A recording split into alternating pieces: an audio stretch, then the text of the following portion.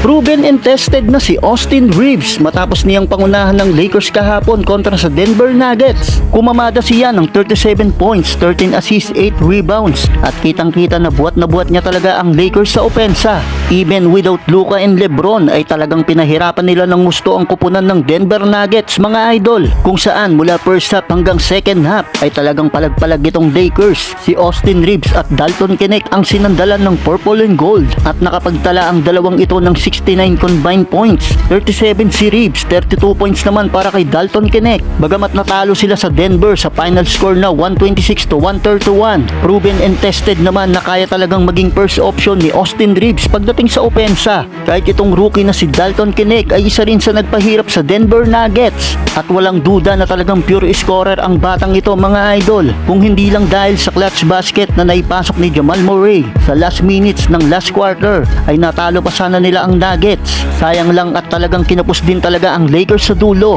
Well kayo mga idol, ano ang masasabi ninyo sa naging performance ni Austin Reeves at Dalton Knecht kontra sa Denver Nuggets?